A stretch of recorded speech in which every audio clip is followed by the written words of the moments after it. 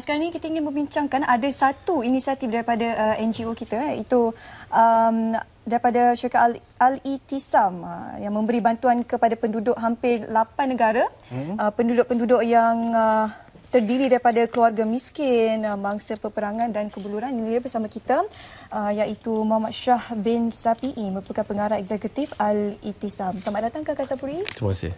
Baik, mungkin boleh perincikan sebenarnya apakah jenis pertolongan yang bantuan yang diberikan kepada 8 buah negara yang disenaraikan ini? Okey. Bismillahirrahmanirrahim. Alhamdulillah. Bantuan kalau iftar ni khasnya kita cakap pasal iftar lah. Utamanya sebab kawasan yang kita beroperasi nanti 8 buah negara ni adalah kawasan perang atau kawasan zon konflik. So dia orang punya keperluan utama di tempat-tempat ini adalah makanan. Makanan. Kalau di Syria contohnya kita akan beroperasi di Idlib dan di Damaskus. Kawasan telah dikepung sekian lama dan terputus hubungan dikepung dan bahan makanan terutama di Damaskus dah disekat 100%. Dan jadi mereka sangat memerlukan makanan. Jadi kita utamakan memberi bekalan makanan, pakej makanan. Kalau contoh Damaskus ni, mereka masih tinggal di rumah. Kalau di Idlib, kita bagi dia orang masakan panas. Kita akan masak. Masakan panas sebab yang di Idlib ni kebanyakan mereka adalah orang yang datang daripada Aleppo. Dan juga di sebahagian daripada Damaskus. Datang ke sana dan kalau kalau rakyat maklum bahawa yang datang dari Aleppo terutamanya, mereka datang Selai Sepinggang. Dan perpindahan setelah Aleppo ditawan oleh tentera kerajaan, arrangement UNHCR, mereka keluar daripada Aleppo, Selai Sepinggang tak ada apa. Pergi ke Idlib dan duduk di kemah. Jadi sini kita bagi hot meal supaya untuk berbuka. Kebanyakan mereka juga wanita dan kanak-kanak ramai. Maksudnya sekarang petugas-petugas Al-Itisam sudah berada di sana. Kita memang dah ada. Kita kalau di Syria ni kita ada rakan NGO. Yang memang rakan NGO kita memang beroperasi di kawasan tersebut, terutama di Damaskus. Maka asal Damaskus, sebab perang mereka keluar dari Damaskus, tapi masih sukarelawan masih berjalan di sana. Jadi tak ada masalah lah untuk kita masuk. Berapa ramai sukarelawan Malaysia yang berada? Dia bukan Malaysia. Kalau di kawasan macam di Idlib, di Damaskus ni kita tak boleh masuk. Okey, hanya NGO antarabangsa. NGO tempatan. Okey, jadi bagaimana Al-Itisam menyalurkan dari segi wang tunai ataupun bekalan makanan yang dihantar atau ada dua cara kita cuba buat sekarang ni. Pertama sekali macam biasalah kita akan hantar wang tunai. Wang tunai kita akan hantar ke Turki, Gaziantep. Daripada Gaziantep dia akan melalui jalan darat masuk ke kawasan-kawasan yang kita buat operasi. Okey, yang keduanya kita cubalah sedang buat arrangement. Untuk saya pun insya-Allah doakan cuba masuk ke Idlib bulan Ramadan ni, mudah-mudahan dan kalau itu kita akan bawa duit dan beli makanan di sanalah. Kita beli dan kita akan masak atau kita akan bekalkan pakej makanan. Bukan apa, sebab selalunya kita dengar kalau ada duit pun susah untuk mendapatkan sumbernya. Jadi kita sebab NGO, untuk NGO macam NGO saya yang Al-Itisam ni, kita nak buat program macam ni, kita mesti ada local contact. NGO kalau tak ada local contact memang tak boleh. Sebab dia orang lebih tahu keperluan di sana. Dia orang tahu selok belok dia tahu sebab dalam tu adalah orang sedang berperang. Kalau di Idlib sekarang ni pengeboman berlaku setiap hari, risiko tinggi. Jadi kita nak cari jalan-jalan yang selamat, tempat-tempat yang selamat, kita mesti ada local knowledge. Jadi orang lokal ni orang sana lah, insya-Allah. Jadi maksudnya setakat ini tidak ada seorang pun petugas daripada Al-Itisam yang sudah ke salah satu negara ini? Belum boleh masuk lagi setakat. Jadi belum masuk. Saya tahu tak ada pun petugas Malaysia. Itu di negara lain, khususnya di Asia juga kita ada di Myanmar, untuk masyarakat ataupun etnik Rohingya di Arakan, juga ada di Kemboja dan juga India. Pastinya negara-negara aksesnya dapatlah. Kalau kalau Rohingya kita buat program di Burma, di Arakan dan juga di Bangladesh. Kalau di Arakan ni kita cuma boleh masuk sekarang ni di Sittwe saja. Diarahkan. Di Situe. Situe di ni Situe. bandar utama diarahkan. Pelabuhan. Yes. Terutama di Situe ni pun payah juga nak masuk sebenarnya. Tapi kita memang dah biasa dengan tempat tu. Jadi kita tahu macam mana nak masuk ke Situe. Tapi tempat-tempat di daerah-daerah yang jauh sikit pada Situe, seperti di Mongdo, di Butidong, di Chok To. Setakat ni saya pun dah 2 bulan lepas saya pergi pun tak boleh masuk, tak dibenarkan masuk. Jadi kalau situ kita ada rangkaian sukarelawan. Kita ada rangkaian sukarelawan kita dekat sana.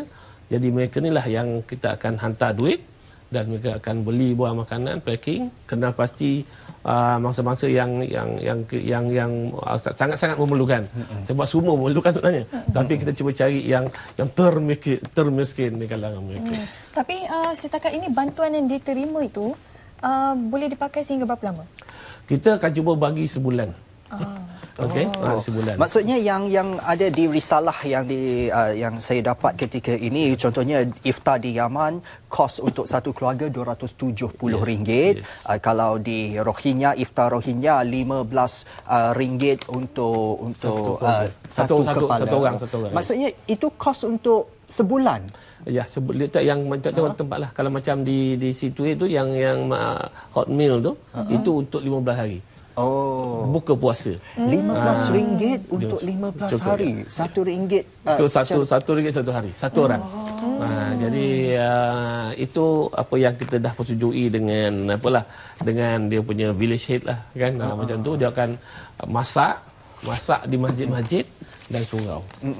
Maksudnya kalau saya sumbangkan RM15, saya dapat menolong seorang individu di Myanmar untuk jadah berbukanya untuk tempoh lebih 2 minggu. RM15 sekarang dapat tak seekor ayam percik ke di Malaysia? Tapi kalau RM15 itu nilainya sangat-sangat besar kepada mereka yang berada dalam kesusahan itu. Dan tempat-tempat lain, bagaimana kita boleh salurkan? Ada beberapa akaun yang Yang mudahnya cuba hubungi kita lah. Hubungi kita di 03-7846-1880. 7846-1880 atau masuk ke web kita www.arp.org.my. Jadi bagaimana respon setakat ini? Masa kita dah start bulan Mac, mula-mula tu slow lah. Tapi bila masuk bulan Ramadan ni, alhamdulillah semangat kuat. Tak ada had yang ditetapkan untuk sumbangan sekecil mana ataupun besar mana, memang boleh disalurkan. Kita ikut kemampuan. Kita bagi package. Jadi tapi package. kalau ada kata tak nak bagi lain, ada juga yang bagi RM10. Tapi ada juga yang bagi RM1,000 untuk kemampuan dia.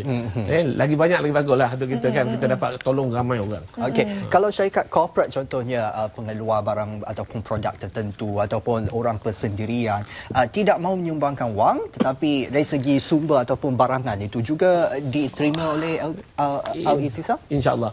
Sebab kita ada Iftar Malaysia. Target kita tahun ini kita dah besarkan, kita nak capai 300 keluarga. Jadi untuk Iftar Malaysia ni kita bagi barang makanan, beras ke, kuih ke, apa ke, biskut raya, barang keperluan, kita terima. In fact besok kita start untuk Iftar Malaysia. Di Malaysia, di Lembah Kelang, kita akan cari orang miskin bandar di kawasan Lembah Kelang. Dah kita kenal pasti kampung mana, berapa ramai. Tapi yang kita boleh mampu rasanya 300 orang tu, insya-Allah.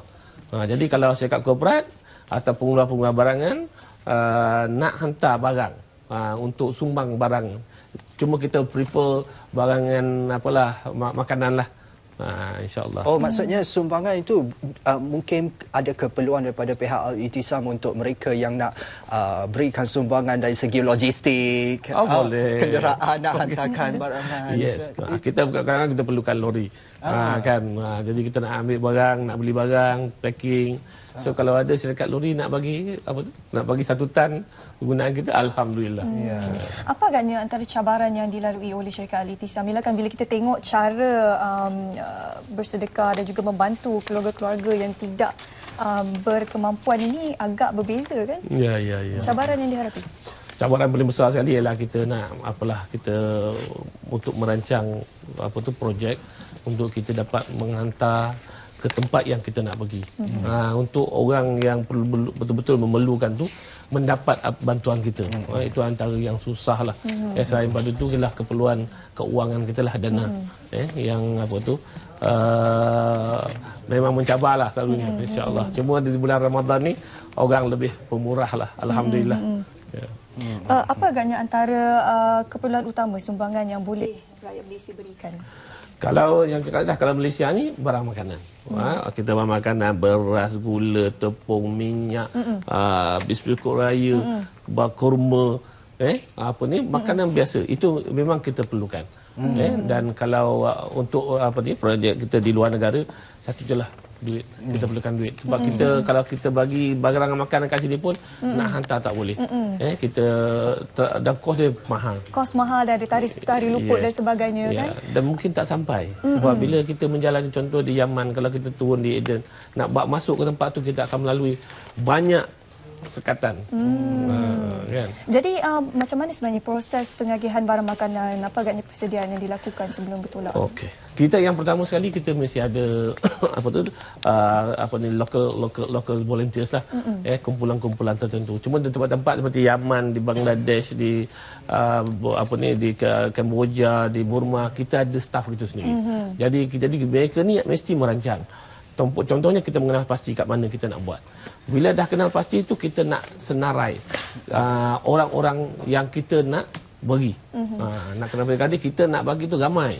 Jadi kita nak cari yang termiskin. Jadi kena pasti dulu siapa dia.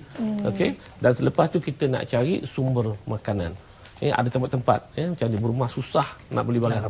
Jadi kita kena cari tempat yang kita boleh dapatkan barang tu. Jadi bila dah dapat barang, baru kita atur macam mana nak bawa. Sebab kita akan banyak sekatan yang kita kena hadapi. Jadi selain itu kita kita make sure kita punya fundraising, publicity, promosi untuk beritahu bahawa kita ada projek ni kepada orang ramai lah. Kita nak wawarkan juga sebenarnya sumbangan itu bukan saja disalurkan ataupun dibuka pada bulan Ramadan sahaja, tapi sepanjang tahun. Projek tetap kita kini ini di bantuan makan ni projek tetap kita. Cuma di bulan Ramadan ni kita panggil dia iftar.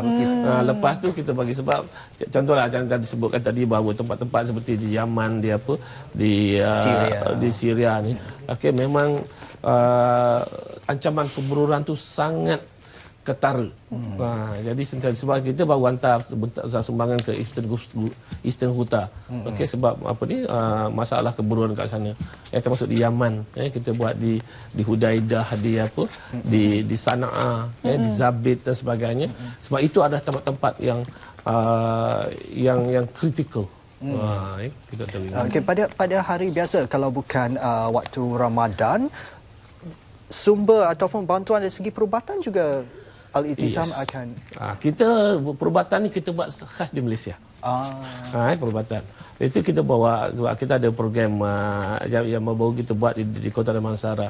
Kita buat pemeriksaan kesihatan percuma, kita buat pemeriksaan gigi, kita buat scaling sebagainya, dan kita juga buat vision care, pemeriksaan mata, dan mana mereka orang ni untuk asnaf sebenarnya. Dan mana-mana asnaf yang memerlukan cermin mata, kita usahakan nak bagi dia cermin mata bercuma. Baik, terima kasih kepada Encik Shah selaku pengarah eksekutif Al-Ittisam kerana berkongsi kita bagaimana sebenarnya proses iftar Ramadan Al-Ittisam menjelajah ke 8 buah negara ini. Kita harapkan lebih ramai lagi akan menyertai usaha murni itu. Mungkin yang berminat sekali lagi 0378461880. 0378461880 itu talian Al-Ittisam kepada mereka yang mungkin berniat untuk salurkan sumbangan. Baik, terima kasih sekali lagi Encik Shah. Baik, setakat itu saja perkongsian yang dapat kami berikan kepada anda untuk siaran Selamat Pagi Malaysia pada hari ini. Selamat Pagi Malaysia.